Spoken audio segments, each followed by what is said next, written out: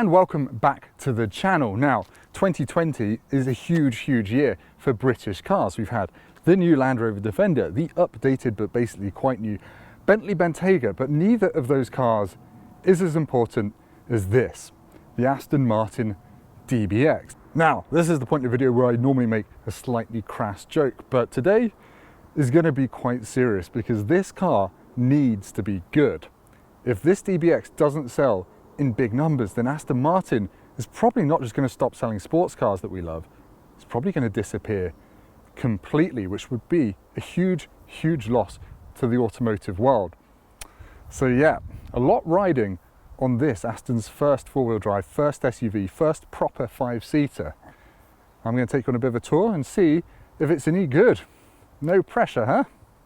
Now at the front, it's unmistakably an Aston Martin. You've got this huge grille here, but Aston's done some clever things to make it feel smaller than it is, and it is 5 meters long. You've got this very low bonnet, which when you're sitting behind the wheel, it just tapers away nicely, and you don't feel like you're in a huge car. It's kind of the opposite of the new Defender, which has a big bluff bonnet, and it makes it feel a lot wider than it is. This feels very manageable and easy to get around in. You've got these two bonnet vents, which remind you that it's sporty as well as doing the GT thing.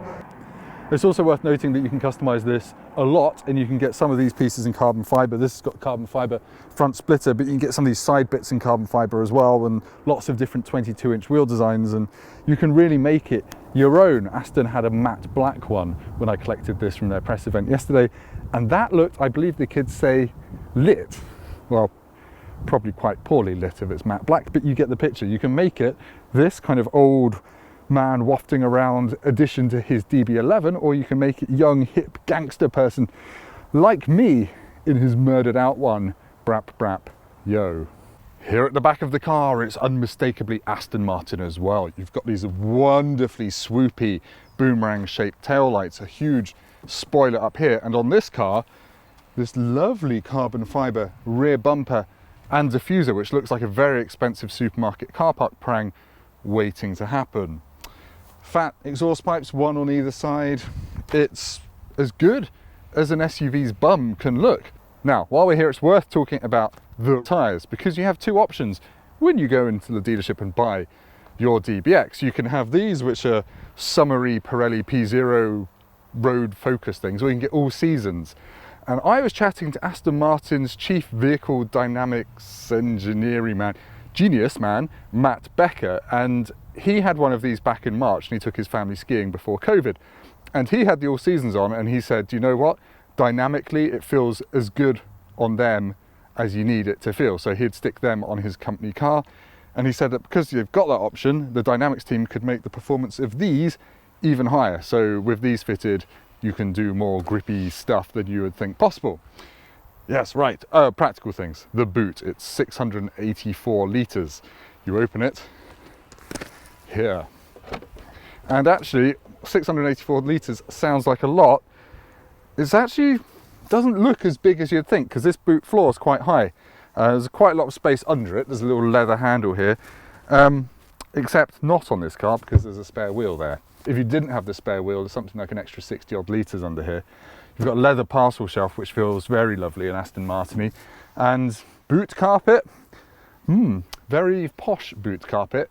Not quite up there with the Bentley Bentaygas, but you know, very nice all the same. And you've got the buttons in the back so you can lower on the air suspension should you need to. So yes, it's practical for an Aston Martin. Mostly just looks lovely from behind, and I've been getting all sorts of looks overtaking people in this, and I presume this means what a lovely car. Now, it's no secret these days that Aston Martin is well in bed with Mercedes-Benz, but that's a good thing really, because that means the DBX gets a 4-litre V8 straight out of the Mercedes-AMG GLE 63 Space S, whatever. It's retuned to 550 horsepower and 700 Newton meters of torque, and it's mated to a Daimler 9-speed automatic gearbox, a torque converter.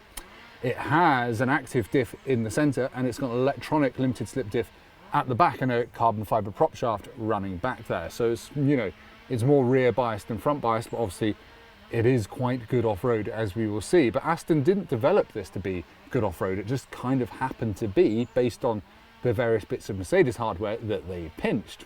While we're here, we might as well speak about the fact that the Aston DBX is based on an all-new bespoke aluminium chassis architecture thing. It still weighs 2.2 tons, but it's going to be made in Wales. So they've had to do some slightly Welsh things to the car, to the engine. AMG engine normally sounds like fire and war and Rammstein and things like that, which aren't very Welsh. So they've retuned the exhaust and the engine to sound more mellifluous, like Tom Jones out on the pool. I don't know, it does sound different to an AMG unit, and I'll stick some sound clips in so you can hear that.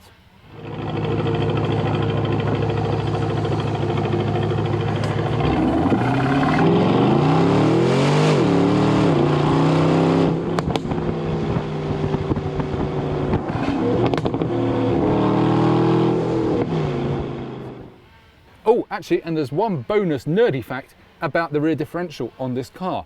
It has a breather pipe to allow you to back the car into water to launch your boat. Real world problems. Thank you, Aston Martin, for solving that one.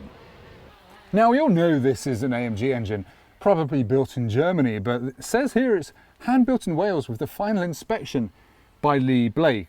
I presume that Lee is actually just a pseudonym for a man called Florian who wears lederhosen and eats sausages. But anyway, Lee has made a magnificent engine.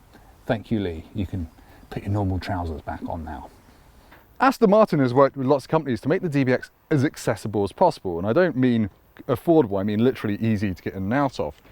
You'll see here that there's not much of a sill down here to climb over, and you won't get your trousers dirty because of that when you've been off-roading. It's also worth noting that the doors have frameless windows, which looks very cool. And there's a piece of glass here to make it look, for all the world, as if it's one big piece of glass, except it's not. It's cheating. The car also lowers itself on its air suspension when you come to a stop to make it easier to get out of. Right, I've done this in slightly wrong order, so bear with me. Now, the back doors have a bit of a problem. That is that, well, they don't open as wide as you would think. I mean, it's fine, you can get in, but, you know, I want that door to open a few more degrees for maximum comfort in car parks and with kids and things like that. Now, as we know, the heart of any Aston Martin is really its interior. And in recent years, the DB11 and the V8 Vantage, they felt a bit, well, I don't know, kind of naff and not quite as expensive as you'd want. This feels good. I'm not too sure about the two-tone blue and cream. It's a bit, I don't know, whaley. Feels like you're inside a killer whale. But actually, in general, the feel and the vibe in here is quite organic. You've got leather covers over all the speaker grills, so it feels for all the world like a weird alien has invited you into his tummy and you're exploring it. Everything's swoopy, covered in leather. Not too sure about these kind of folds in the leather. It reminds me of, you know, your granny's neckline. But the rest of it is pretty nice. The leather seats are really well perforated, and the cooled seats in here on a day like today are a godsend. They're the most powerful cooling seats I've ever experienced. As you can see, I've got sweat running down my nose. That's disgusting. Yeah, looks lovely. The cream leather on the steering wheel is starting to go a bit funny already, so I'd get a dark leather. Infotainment system, it's okay. You do get Mercedes's last gen rotary controller. It's the, you know, the one you have to use your hand like a claw to actually use, and you might get RSI after a while.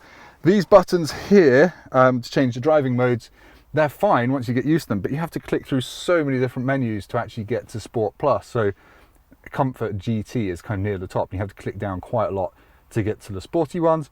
Minor quibble, but there we go. That's what I'm here to do, quibble and sweat. I know I've used the word leather about a million times, but it's worth noting that the leather in here is super, super soft. It doesn't feel like the kind of riff-raff leather you get in something like an Audi. It's lovely and very, very pleasant. Hi, hello, can you see me? Now, as we've said, Aston needs to make the DBX a huge global success, and to do that, it needs to appeal to both men and women. And they've used a female advisory board to come up with some more female-friendly bits that men don't usually think about. One thing that came up in focus groups was that in cars, ladies don't usually have a place to stick their handbags, and apparently it's not the done thing to chuck a 10,000-pound handbag on the floor. So this space here was created for just that. If you don't have a handbag, like me, you'll be able to use this handy little phone holder, which fits it perfectly, and there's no plastic inside. This is just stitched leather that's been formed around a phone. And the boot release is here as well. How cool is that? Ooh, nice job. The interior is just as nice for your backseat passengers or your kids as well. They get some lovely details to look at on the back of the front seats. You get airline style fold out pockets for your in-flight program, air vents in the B pillars, speakers, and then all this is lined in lovely kind of woolly Alcantara stuff. And there's a beautiful Alcantara grab handle up here as well when you're terrifying the little blighters. Now you get climate controls down here to set the heated and cooled seats, USB sockets, and they can also unlock and lock the doors. I'm not sure why you'd want to be able to let your backseat passengers do that. Maybe it's a chauffeuring thing. But yes, the main thing is just how light it is. As I've already said, there's a full-length panoramic sunroof, and I'm 6'3". I've got plenty of room here behind my driving position. Well done, Aston. It is genuinely practical, even for lanky, slightly fat men. Well done. Parents who buy DBX, you'll want to know about the ISOFIX attachment points. You have to remove this leather-clad cover to get to them, which is fine, makes it easy. This is probably worth £2,000, so don't lose it. But it leaves you with this black void, which isn't very attractive. But you know, when your child seat's in, you won't be able to see it. This reminds me of the faceplate of the Xbox 360, the games console. You could pop it off and put customized ones on to make it look like it's made out of wood. You could probably steal this and do the same thing, and then your console would overheat. The eagle-eyed among you might have noticed that my t-shirt has changed and I'm in shorts now. Two things happened yesterday when I was filming the DBX driving things. My camera overheated and stopped working, and I overheated and also ceased to function correctly. So going to give it another go, tell you what this is like to drive, because it's important that you know. Aston Martin 5 years ago hired a guy from Lotus, who I've mentioned earlier, Matt Becker, and he was put in charge of doing all the driving dynamics setup stuff. And you might know that Lotus makes cars that handle really well. They're well damped, yet they're still sporty. Has he managed to do that with a 2.25 ton behemoth? Well, he's not done a bad job, I'll tell you that. The steering especially, although it's not dripping with feel, it gives you more confidence than any other luxury SUV I've driven to kind of press on a bit. Is it fast? Well, yes. It's not as ridiculously gut-punchy fast, I would say, as the Bentley Bentayga, but it doesn't have as much torque, so that's not really surprising. If you get out of any other car into this, you'll probably think this is fast enough, so don't worry about it. It just doesn't give you that slow down feeling that, yeah, passengers all love. But yeah, show a series of bends, he says, going around a bend, and it just turns in. And when you put it in Sport Plus mode, it doesn't get so firm that it rattles your fillings. And Mr. Becker was telling me that they've actually engineered in a bit of lean in the air suspension, so when you turn in, it does lean a bit before stiffening up. And that's because if an SUV is too firm, it makes you feel sick when you turn in, because you turn the steering wheel and expect it to roll, but it doesn't. That's all thanks to the 48-volt anti-roll bar system this has, which can obviously slacken off or stiffen up as needed, and that means all the driving modes do feel very different. The normal one, GT, is very comfortable and you can still hoon it around. Sport Plus turns the stability control off a bit, not completely, and the traction control, and it lets you have a bit more fun, and it makes a lot more noise as well, which is fantastic. But yeah, this is a very well judged car. Badly judged overtake by the car coming the other way.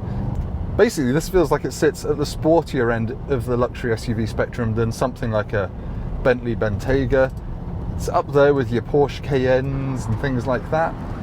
Yet it's still incredibly quiet and hushed. And you know, get a Cayenne GTS, that's really sporty, but it's also really bloody noisy in terms of tyre noise and things like that.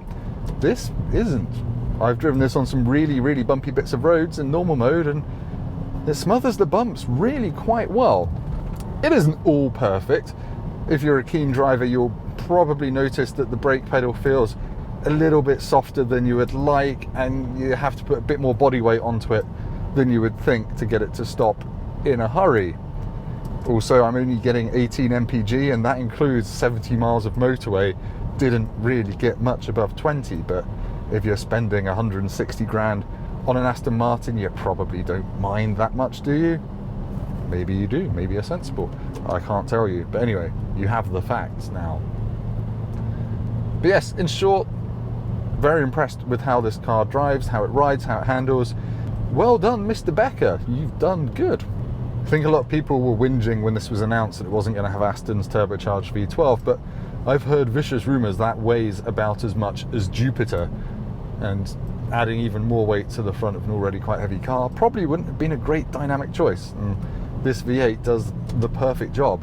It will startle your neighbours when you turn it on in the mornings. I feel a bit self-conscious about that actually. It's bloody loud, but you know, it's an Aston. You kind of want that, don't you? You want people to say, there's that cad with his Aston. We all love him.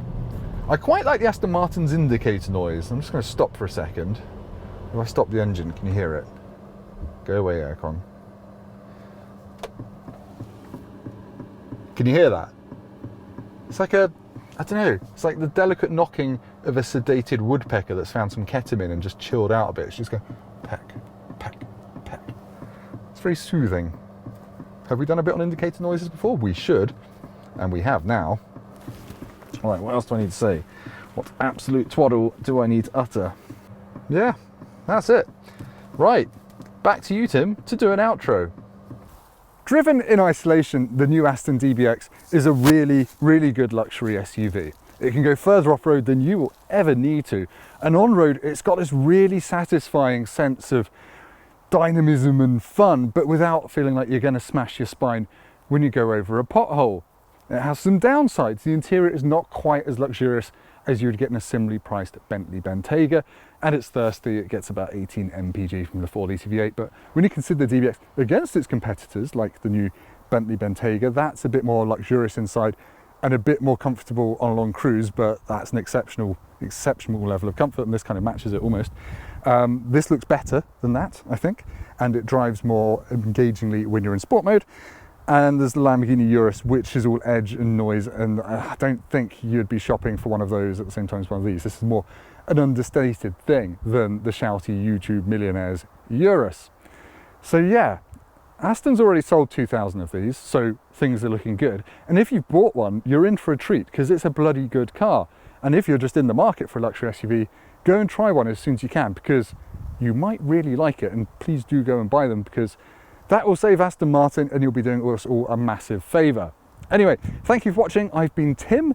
Like, subscribe, hit the bell notification thing, wave your arms around majestically like I am while you're doing it, but then take your mouse and click on the buttons because it's really important. Thank you for watching. I'll see you next time.